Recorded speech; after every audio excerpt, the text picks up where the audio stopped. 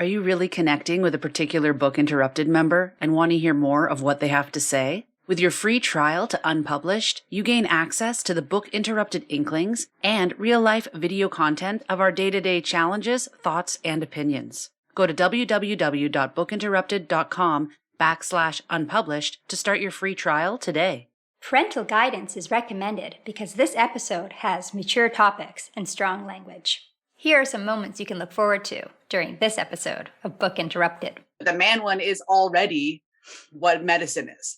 And then, you know what I mean? So, we call that, the medical profession. Right. We call that med school. Yeah. And I was like, Dad, well, my period, the blood went everywhere and I have to clean the mattress. To the end where that one mom talks to her teenage son.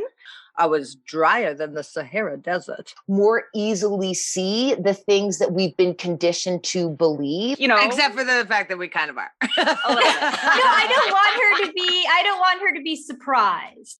Mind, body, and soul. The information is the goal. Try to learn something new without being distracted. Mind, body, and soul. Information is the goal. Trying to learn something new without being disrupted. Mind, body, and soul. Inspiration is the goal.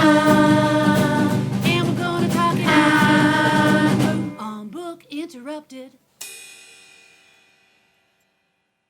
This book cycle is proudly supported by My Balanced Life, helping you find inner balance through individual, corporate, and community wellness programs. My Balanced Life offers wellness sessions across many disciplines, including Chinese medicine, which was discussed in this month's book, Seeing Red.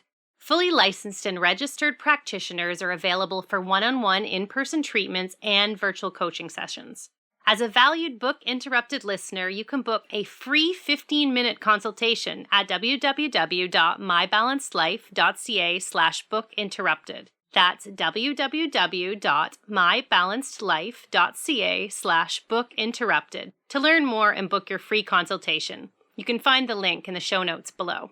Welcome to Book Interrupted, a book club for busy people to connect and one that celebrates life's interruptions. If you'd like to join along, this book cycle's from March 28th to May 2nd. It's Lindsay's book pick, and we're reading the book Seeing Red by Kirsten Karchmer. Seeing Red breaks down the lies women have been made to believe about their periods and how to achieve a healthy cycle. Let's listen in to this episode's group discussion. I think that one of the things that we won't talk with the author, but is really good about the book, is it doesn't just talk about periods, but it talks about mindset and not focusing on pain or the story that women are supposed to have pain, and just say, you got to get out of that. That's might be common, but it's not normal. You need to start thinking about you don't deserve to be in pain. You deserve better. And maybe that's not what we have now, but it's the whole be the change you want to see in the world. Stop accepting it. And then things can change if everybody's on the same page. I like that. I like it too. Yeah. Do you know what else I like? I love how applicable Kirsten's distinction between normal and common is. Do you know how often I use that in different contexts now? Wonderful. It's the best stealsies ever. I'm like, she's a freaking genius. It's like Sarah's new mantra. It is. I say it all the time now to everyone about everything. All the time about everything. Yeah. Yeah, it's the best because it just framing it in that simple little sentence for so many things. It just, and it changes your thought process when you're doing that negative talk. You'd be like, wait, common, not normal. Mm-hmm. Sorry, Sarah, I interrupted. No, that's great. You know how at the end of her book, she was asking some other male and he asked her the question, if you could change one thing, if everything could flip over, what would women want? And she's just basically said equality, and then he was like, really? You wouldn't want more? Oh yeah, the flip that was side. And I was it really, I just can't get that concept out of my mind, because I was thinking the same thing. I would answer the exactly same way. I don't know. I think it's a good start to a dystopian novel where equality is finally attained, and then women just realize they have a higher population in the world, and then they decide to take over. Doesn't that seem very Margaret? Wouldn't that be an awesome sci-fi? It does sound like Margaret Atwood. Yeah. And I was thinking that I wouldn't want, obviously I'd want equality, but then I was thinking how it might be like a Freaky Friday kind of thing. Not that they would take over your body and try to live your life, but almost like they were like a male perspective would kind of be like within your body, feeling your feelings and recognizing your thoughts, like witnessing a month of being a woman. Like every male in the world got to, you know what I mean? Like, I get liar, what you're liar, like they couldn't hold it in. Right? They didn't share their feelings, or they cried even though they don't normally cry at a commercial or whatever. They're like, it's so weird. Just this week, I've been very emotional. Yeah. Or just like how they like, for so many things we said, like, I don't know, like, oh, I'll have to do the dishes and the lists and all the things you're doing. And, you know, even like Mare was saying in the workplace, like, you know, being treated in a way where people are like talking down to you, or like even how we had that comedy thing, like maybe it's her mascara. And she's like, maybe I'm 40. Like she didn't stop talking when you interrupted her. What is right? Like all those things. Like I was thinking that like just having a male experience what women experience, just even for 1 month, including periods and stuff, maybe there would be like a little bit.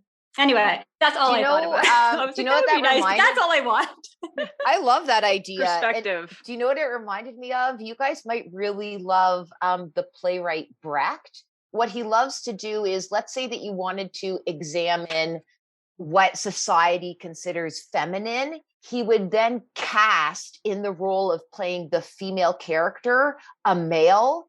And by putting the opposite in place, you're able to, as an audience member, more easily see the things that we've been conditioned to believe. So like, let's say if you wanted to look at how children behave in that role, if you cast like, let's say an elderly person or an adult to play the part of a young child, you're then able to see, well, what are the characteristics that we define as childish? It's a really fun spin. And I forget the name of the one play that he did specifically around gender roles, but it's like a freaking hoot, because you have this male character playing a female and you get to, it's really fascinating. I'll have to get back to you guys on the name of that play specifically. And like a tragic comedy too, where you're like, oh, it's so funny and sad. So sad. I'm going to laugh instead of cry. What a sad commentary on our society. Yeah. You guys got to watch this movie. I posted it on it's called I'm Not an Easy Man. It's a French movie, but it's well translated, like it's well synced, translated into English. And the guy wakes up in a world in role reversal. And it's so funny because he like goes to work in a white t-shirt and the secretary, who's a man, is like, you can see your nipples. And he's like, so? And like everything. And like women get powerful when they're on their period. They're like at their fiercest. And it's like, cool. Like, it's such a funny movie. You guys have to see it. I'm going to watch it good. for sure. Well, let's do this. Well, who would recommend the book? Who has, I think we have all been like even already recommending it. Anytime like the possibility comes up, that I could recommend it. I'm buying the book in bulk as gifts for people. Of all my girlfriends' birthdays, they're getting this book. I'm not kidding. Like, it's one of the most important books I've ever read. I've learned so much about my body. I'm interested to read the one Meredith's reading too. Which was the other one? The Vagina Bible? The Vagina Bible. Sounds good. The Vagina Bible is so good because she's a doctor, like a OBGYN, and so she has all the doctory information. Like, it is amazing. Because I think that I'm informed about my body, and I really like reading about biology, like for fun. And I learned stuff, and I was like, this is great. I got it from the library, but I think I might buy it. Right? I just want to have it on the shelf so if the kids have questions, they're like, this is your vagina. You know, Meredith likes it when, So Kim, do you like the book? Yeah, I like the book. I think that on like a larger scale, I feel like there should be like a prerequisite medical class. Yeah. Do you know what I mean? On like women's biology specific. Mm-hmm. That isn't like an elective. It's just part of becoming a doctor, right? Where they have a woman-centric focus. And they can do a man one too, but the man one is already what medicine is. You know what I mean? So yeah, we call that the medical profession. Yeah. right. We call that med school. So I want it like, because I think the same thing about like teaching. I think every person who goes through like teachers college should have a class on like special ed and behavior management and like these other things that are often on the periphery. I think they should be central, just like the content of this book should be central to a medical student's education. Because I thought this before when Mare was saying, you know, we as women should be the change and like don't accept that what's common is normal, or if I said that right, I'm not sure. And it made me think like, exactly. And we should have the education to support that. Like the education should indicate, you know, there's a whole other half of a population here that have specific needs and or, I don't know, conditions that require specific treatments. And totally, like the system has to change. Right. And because men are in charge of the system, it takes a certain critical mass of women to push to like this book, a book like this, having us talk about it. And then this book made me want to talk about periods, and which is good because then you end up talking to men about periods more. If you want to make systemic change, it's hard when you're on the outside, the one without power, just like when women are trying to get the power to vote or the right to vote, they had to push from the outside. And so, yeah, like things like this need to change the system. And like not just education of doctors, but like sex ed. Why do we segregate? Because it's embarrassing? Well, let's help preteens get over the embarrassment and learn it as just like a medical fact or a biological fact and do sex ed together. Like it's just...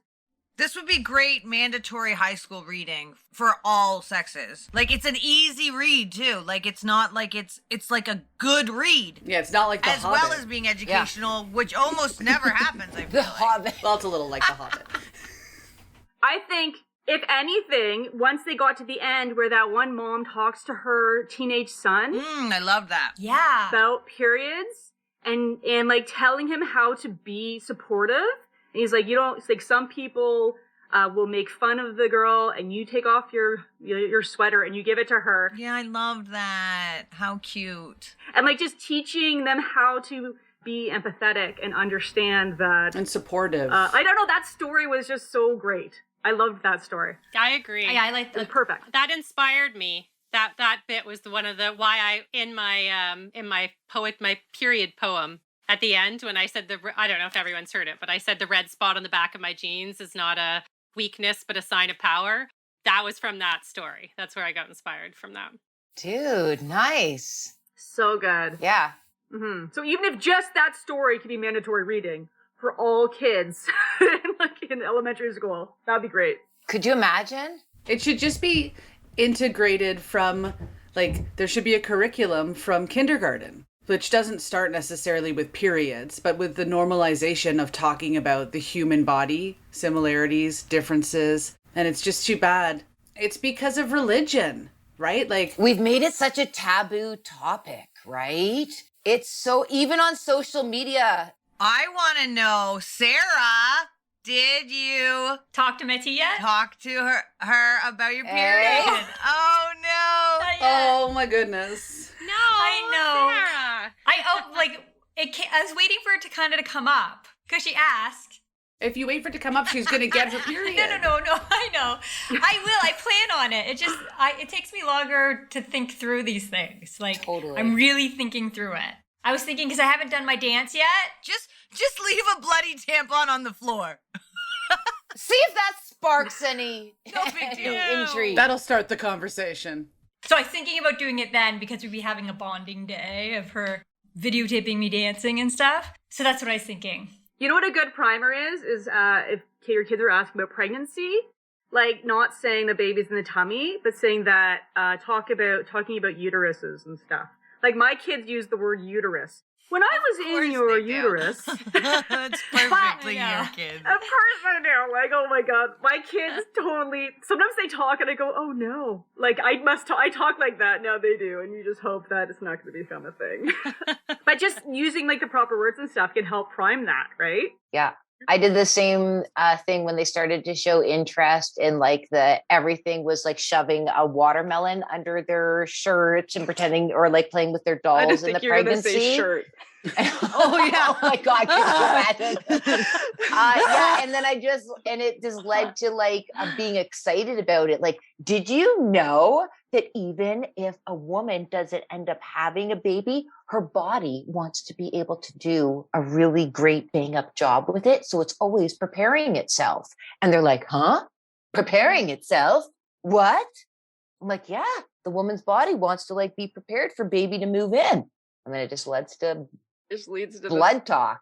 now that it's 3, I think I'm more comfortable. I was like hesitant to talk about, I didn't want to point out that she had a hidey hole, because I was worried that she wanted to hide things in her hidey hole, you know? What is a hidey hole? Her vagina. Oh. Like, if you know there's a hole there, you may be like, maybe I should put something in the hole, right? Like, you know, kids get fascinated with their bodies. That's why they stick things in their nose and their ear, right? And their butt. Like, you know, and you have to be a certain age for them to understand, like, it's really not okay because of the following, right? So we've already primed about, like, you know, germs and stuff. I just don't want her getting sick, you know? So now they know. I mean, my kids know that they have, like, girls have 3 holes. Like, and one's for pee, one's for poo, one's for babies. Oh, yeah. Now, Violet's just getting into that now, because before I was like, no, she's the type of kid, like Elsa wouldn't have, but she's just the type of kid that, like, wants to hold her toys between her butt cheeks and walk around, right? So I'm like, well, that's not amazing, right? I don't want to be going from butt. I'm the kind of to, adult. Always pretending I have a tail.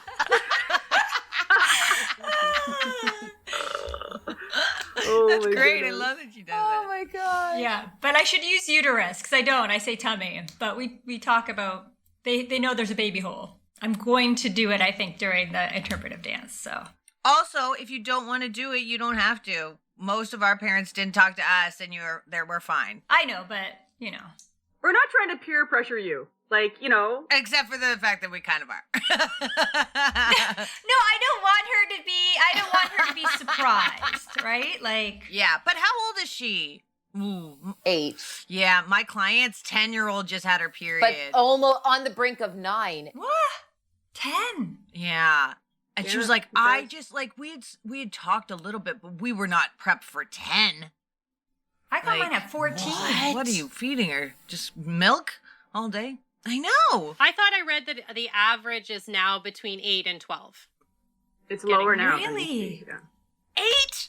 I think No. that's what I thought I read. Maybe I'm wrong, but I thought that's what I No. No, I think you're probably right. It's just alarming. Oh my God. Sarah, you gotta talk to her today. Get on it. Tomorrow. Oh my God. It could happen anytime. Or honestly, like, if Mati wants to touch base with Charlie afterwards, like, we got, like, Charlie and I just did a little trip and we got every type of pad and tampon because Charlie just wants to play with it and just check them out and have a prepared bag just in case. And Charlie will show her. That And you kid open it like came out this. wanting to be an adult immediately. Yeah, I can't she believe totally that did. girl. Your daughter is like 40. Remember when she wanted to wear a bra? And it was like, you don't fucking need a bra. But she just wanted a bra. But she just wasn't. So I'm like, she shouldn't feel shame. I just want to make sure, like, we don't have to let Kirsten in, do we? Notifications? I got my email. I haven't got an email from her either. I just checked. Yeah, I checked too. So. Well, if she doesn't come on, then we can all all just just talk about stuff. we can still talk about these questions and like kind of I talk think about. I wanted to know, Mare, did you get any period underwear yet? I haven't. The brand I want, I'm like, they're on back order. But I really just get it. want I know. that I was one. loving how I had already ordered mine. Just like we talked about earlier. You like researched all the brands, found the best choices. I like That's the one same I day order. I didn't research, and I love that. That's just like such. Did an you example of try how them out? Yeah. So my period's due any minute. Okay. So I'll let you know. Okay. I just excited like to find out. I'm gonna try it hardcore, like no tampons, Yeah, I want to know that. I want to see that. no cup, nothing, Oh, just yeah. straight Yeah. up. Just I'm gonna underpants. heaviest. I got an overnight pair. It's like a short, and I'm gonna let her rip. I'll put some Yeah. towels down and let her rip. Great. I want to know Yeah, that I want to report. find out, like, if they really Mhm. work. And I also want Yeah. to know about cleaning. Like, are you weird? Like, you're going to clean out the sink and then put it in the Oh. wash, or are you going to just Yeah, throw I it in guess the we're wash? going to work. I'll have to. Have a little bag. They literally say that on their website that you should. It's like- they do? This reason because I ruin underwear all day long. But then how? Like Emergency when you're, underwear at work. are You you mean just in the gonna- washing machine? It's Yeah, what I like you're do. gonna throw it right in the washing machine, all bloody, or are you gonna wash it? No, in I'll the probably sink put it in first? like a basin and wash it separately, like hand wash it because they're Yeah. so fucking expensive that I'll do it like I do my fancy lingerie. Ooh. Oh, I don't wash anything by hand. Yeah, I'm like hand normally wash. I That don't, means but- hand wash really cycle in the washing machine. Yeah, that means the delicate rinse cycle. Yeah. I'll lay things out to dry. That's as far as I go. But I don't own anything that's nice. So like I don't buy new clothes. I bought this in that like slutty 2002. Has everyone followed Kirsten? I just added her to social media No. now, Yeah, so I'm I can following follow her. the heck out of her. Haven't. I go not to good at that. I'm following Brazen. Like I went to their Facebook and I did the little good one. I did the Okay. questionnaire.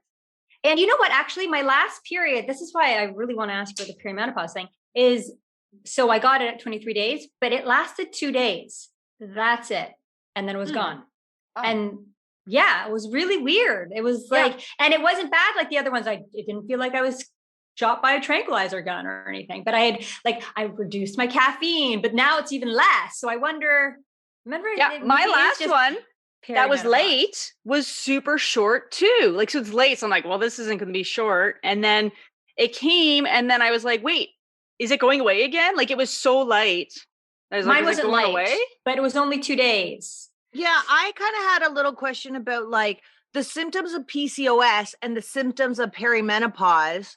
And also PCOS can start because you're in perimenopause are so similar that it's like, how do you know which is which? Oh. Is it Yeah, just that's age? what I want to know. Like, do I have an underlying physical, like an underlying medical condition that is, my periods are trying to signal that something's wrong? Or is it that I'm going through perimenopause and my system's like all messed up because of that? Right? Like, yeah, that's like, I feel like I have PCOS, at least mimicking symptoms, but I think they're brought on because I'm in perimenopause. Right. Oh. Because she said that, like that's one of the reasons PCOS starts. So it's like, have you been did you go to the doctor and they said, I went to a hormone specialist, but he is a man. Boo. And this is what he does. He does men's clinics too, but he's written some books. He works heavily with, do you guys know the movie Concussion with Will Smith? Yeah. So he works with that doctor, the guy that Will Smith played. Wow. Get out. Because concussions cause so much hormone imbalance. So he works with him on protocols for a lot of athletes that have hormone related issues. And so I think, and he's like, he seems almost like a little bit like savanty. Like he's like, got it. Like you're like, okay, or he has the world's worst bedside manner. It could be that. Or a combination thereof. And a hormone specialist. And I got all my blood work done separately through my naturopath. And like my GP says this is okay, but my naturopath says, well, they have different ranges. Yeah. Yeah. Julie taught me that you sometimes it's helpful to the patient to consult ranges in blood work with a naturopath because they're going to have different UIs or upper limits or IU, whatever those are, than what a classically trained doctor will say is okay. My doctor just doesn't, like all our doctors, they don't have time. They have too many patients and they have 12 minutes to deal with one issue. So I pay the big bucks to see the naturopath to break down these things with me. And regardless, I had to do something. It was like that or get divorced. I was having so much rage. I was psychotic. Like I was like, you're going to have to take me to a mental institution because I would get such bad rage attacks. I was drier than the Sahara Desert. And I was growing hair like I was starting, like we all get hairs on our chin, but I was growing whiskers like up into here. Wow. My butt got really furry. Wow. Oh God. Like I was so wild. It was so upset. I had awful acne all under my chin, like cystic acne. And then you'd be done your period and it would like drop. Yep. Oh my God. And I'd go like 40 days and then I'd go 10 days on like my periods were everywhere. Oh my gosh. And you I had was just all like, the guess, symptoms. Like yeah, every but symptom. I didn't know because I'd never talked to anybody about menopause in my whole life. Mm-hmm. Yeah. And that was when I was like 35? Remember, Kara, I was crying all the time. Like I'd call you and I'd just cry all the time. My anxiety was insane. I was total shut in. Yeah. And then you'd finish and you're like you'd be done with like premenstrual symptoms, have your period, and then boom, it was like you were a different person. And I'd be like, so how you doing today? Oh yeah, I got this. I was such a mess. Like, I can't even talk about it. I cried through a lot of these PJs for this because I was just like, if I don't know, I don't really believe in soulmates, but if there was one, it's Brandon. And like, I was just so awful to be married to. And reading this book was so emotional for me. I just like, God bless the people that sit with us, like Lindsay, like Laird, sitting with you when you're in pain. I bet You're gonna make me cry. Yeah, like these partners or our moms and dads that like my mom has cleaned so much blood out of my sheets, you know? Like I'm just wasting her money. I mean sheets.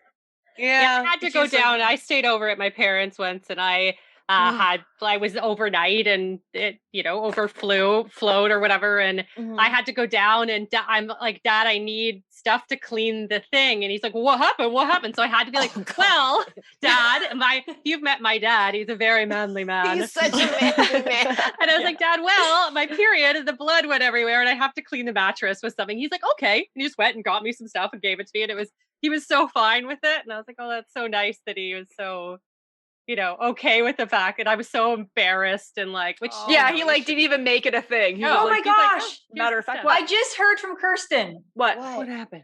She got in an accident and she's waiting for the police. Oh no. my God. Is she okay? Is she hurt? No, she just did a quick type. I am so sorry. I got in an accident this morning and I'm just waiting for the police. She doesn't have to be sorry. Whoa. Yeah. Oh my gosh.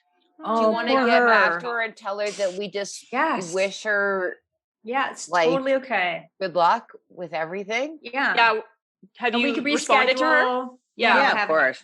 Send her a thing. I hope she's okay. Maybe she can come up if she's okay next week for like half an hour or something. Yeah. On next week. Whoa, all that buildup of nervous anxiety. I know. Yeah, I'm actually like a little relieved now. I'm like, we could do this. But I'm not happy that she got an accident.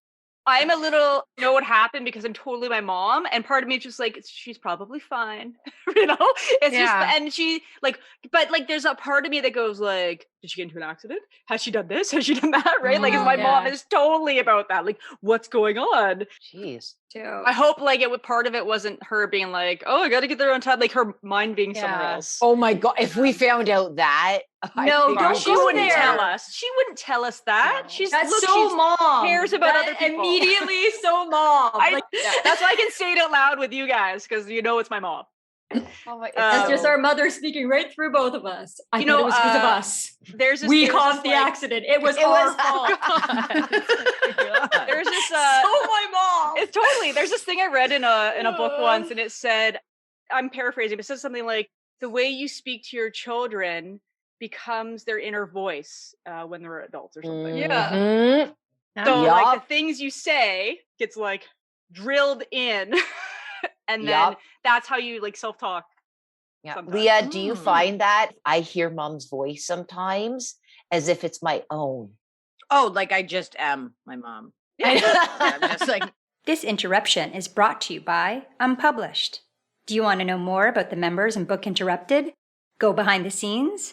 Visit our website at www.bookinterrupted.com. Book Interrupted.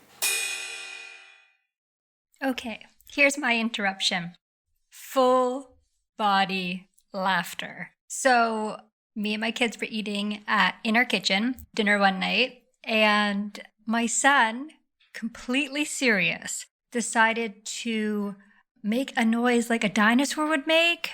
I think it was like a T-Rex or something, or a raptor. And the noise that came out of his mouth, like I don't even know how he was capable of making this noise, and it just took all of us by surprise. Anyway, we just started laughing, and he was fully serious. And normally he's the silliest of my children. And then he just started doing a whole bunch of different ones of these noises that he thought the dinosaurs would make. And honestly, it was just full joy. And we were all laughing so hard we were crying. My daughter actually fell off her chair and started rolling on the floor. It was awesome. So yeah, that was my interruption. Blissfully happy interruption. Book Interrupted. It's book report time. We're going to find out from each member their final thoughts, and do they recommend the book? Let's listen. would I recommend this book? And the answer is yes. As a matter of fact, I would. I think that in the current climate, there is not enough reference material for women. There's not enough attention. I mean, there's some information out there. I don't want to make it sound like this is the only book ever written on this topic or the only, pursuit of information for women's health. However, these things are being pursued because they are still being ignored, which is tragic, which makes me cry. A tiny red teardrop. Anyways, so I would recommend seeing Red because it helps normalize the conversation. It helps destigmatize people with periods. It gives a lot of really good information around what could potentially be going on if you are one of those people who have a painful period, or if you're having trouble conceiving, or if you just even want to know if your period is normal. So, in conclusion, I do recommend this book. I guess that's all I really have to say about it. It was informative. It was an easy read. I like the voice or the tone of the author. She seems relatable. I really like her story. She herself was diagnosed with seemingly an insurmountable diagnosis, and she was able to hack her health based on her understanding of the interconnectedness of the human body. And it led to her having a much better quality of life. And if anyone can achieve that, then I think we've had a big win. And specifically if women can achieve that, because often women-specific information is overlooked or neglected, or whichever word you'd like to put on it. Yeah, we can have a big win if we can just pursue life quality in an educated way and an informed way and a normalized way, right? Because periods happen. And we like to pretend they don't, or we like to act like it's embarrassing, or, I was watching an Amy Schumer stand-up comedy special recently, and she was talking about how we're like taught to hate ourselves as soon as you get your period. Well, even before that, but your period really sends home the message because it's like, oh, now you're disgusting too. Just in case you didn't have enough reasons to hate yourself. Now you have your period, so you're also disgusting. So go hide away while you bleed. So yes, I recommend this book. I recommend other books about women's health. No, I shouldn't say that. I haven't read other books about women's health specifically, so I will not make that recommendation. I will recommend Seeing Red by Kirsten Karchmer. Good job. Seemingly good author. I like her voice. I like her message. And, that's enough for me. Okay. The final book report on this amazing book, Seeing Red. Oh, I didn't want to stop reading it because it was the most supportive book ever about a topic that is just not explored enough. And would I recommend it? Absolutely, as if I haven't been nonstop for the past month already. But perhaps the biggest takeaway is the anger and rage that I'm left with. Not at the author, not the contents of the book. It's like that type of anger that the good kind, the one that's filled with fire, that actually lights a fire under your ass and gets you going and motivated enough to start doing something about it. Like I feel drawn to a cause is ultimately what I'm left with. Like there's so much rage that I want to go find my people who want to talk about this and spread the word on the female anatomy, female body parts, functionings of female hormones, periods, like you name it. I want to go find other people that want to start talking about this nonstop with me and for us to go spread the word. Before signing off on this book report, I want to share that I can't help but remember a few years ago when I was working for a different company and I was managing a team of about 20 people.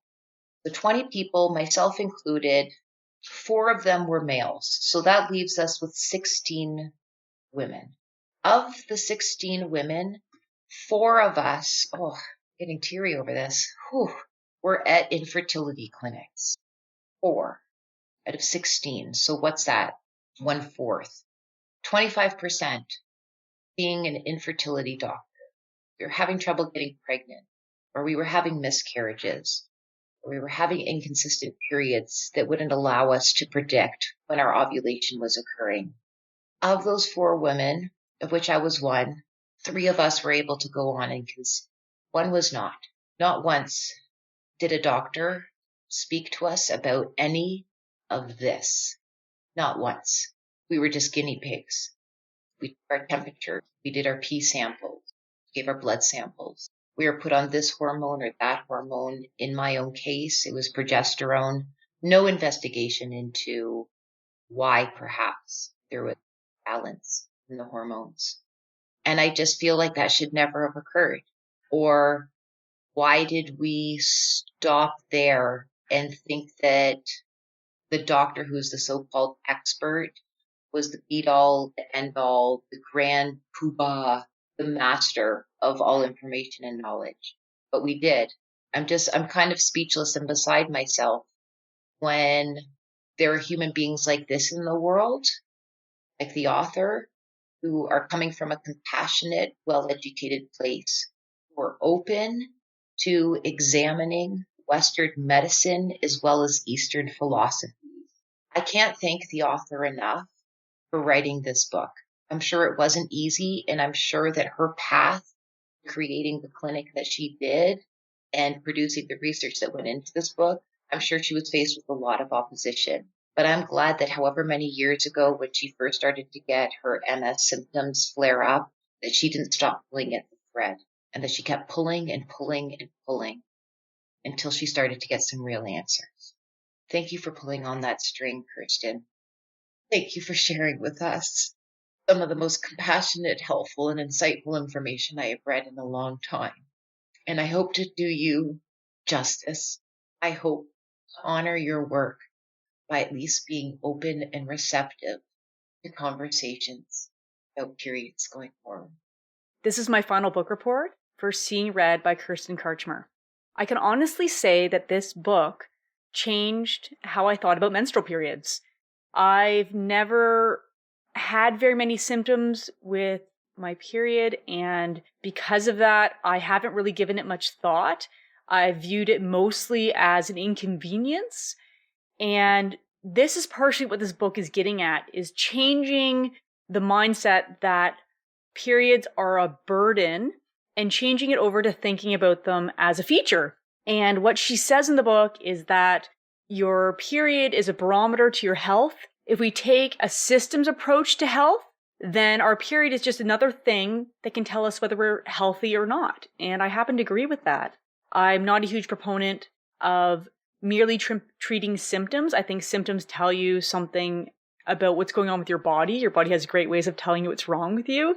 And so I appreciate that message that she's giving. The stats in this book are shocking. It says that over 80% of people with periods suffer.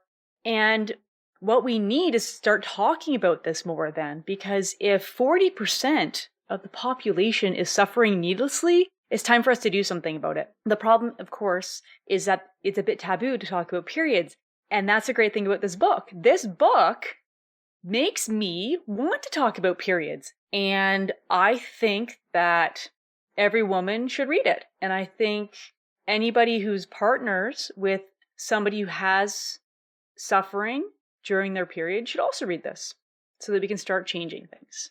So in the book, Kirsten tells people how to try to improve their periods by looking at the symptoms and saying what that indicates in their body as a whole. Now, she does mention an app that she developed and supplements, but it does not feel like a sales pitch like sometimes books like this are.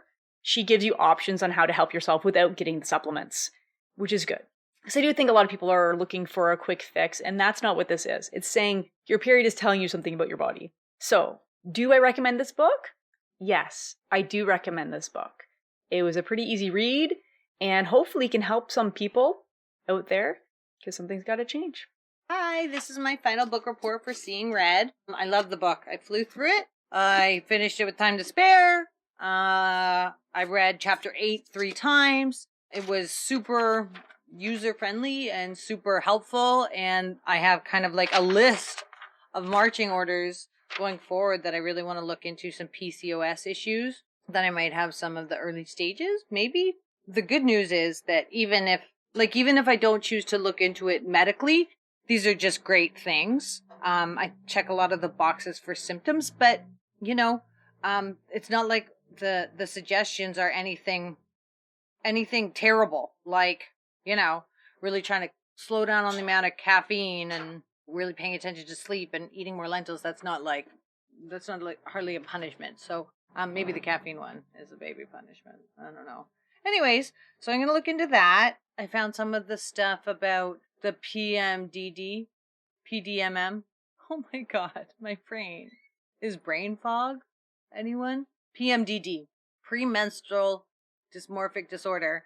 Hard to read. And I think, I don't know. I'm not going to go ahead and diagnose anything, but I just think that I've had some pretty intense PMS for my entire adult life, my entire teen life, my entire period life that I can remember. And I mean, that's really rough, and that's been challenging.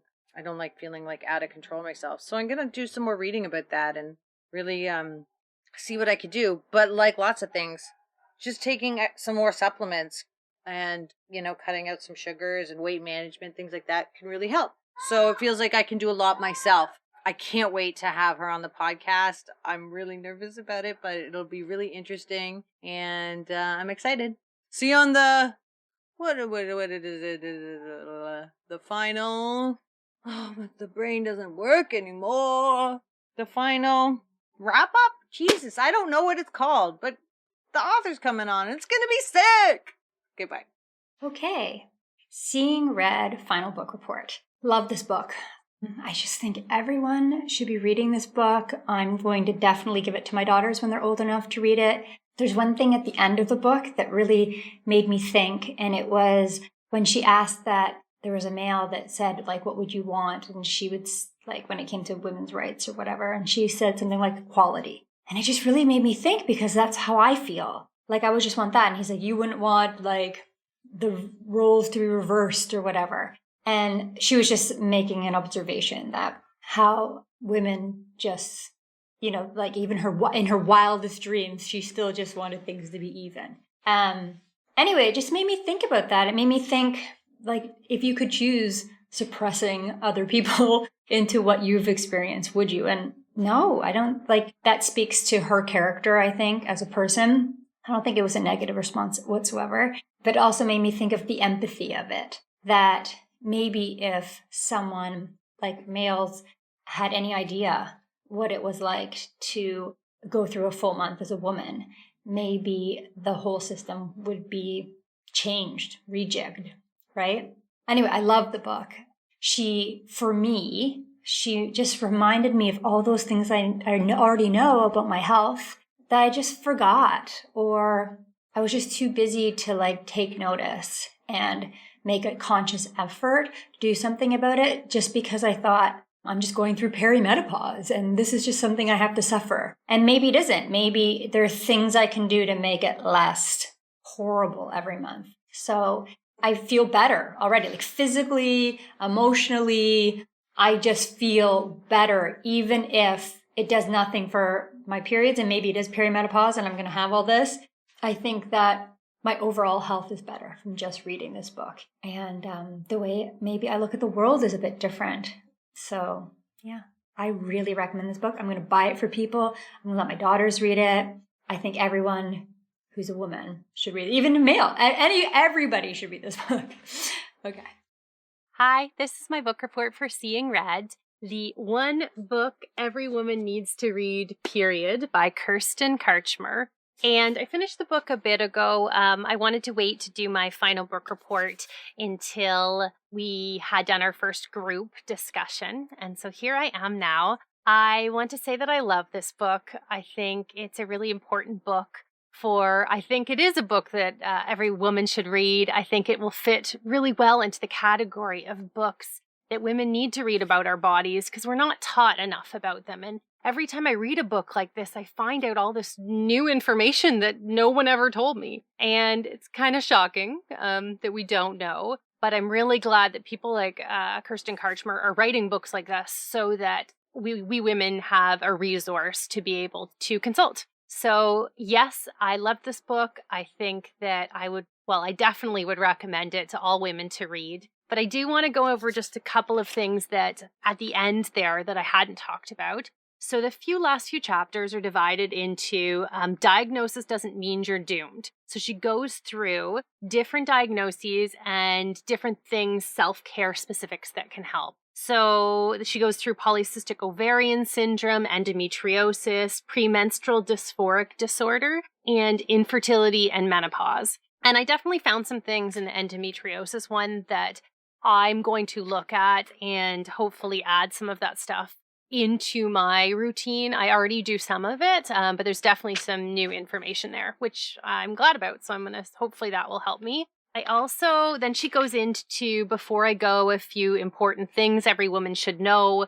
And then she talks about unleashing our power. And I want to read a quote from her. It says, "We need to stop apologizing for everything, staying quiet when we should scream, and adhering to society's stupid ideas about how we should look and feel about ourselves." Well said, Kirsten. Yes, I love this book. I recommend it. I hope that every woman who reads it can learn something about themselves and their body. So that's it. That's how I feel about my book choice. Well, thank you for being part of this, and we'll see you in the next book. Thank you for joining us on this episode of Book Interrupted. If you'd like to see the video highlights from this episode, please go to our YouTube channel. Be sure to subscribe, and you'll be notified when there's new content. Want to be part of the conversation? Have your voice heard on our fan episode next week. Or recommend a book and you could be joining us for a 6-week book cycle. Find out more by going to www.bookinterrupted.com/fans. Book Interrupted.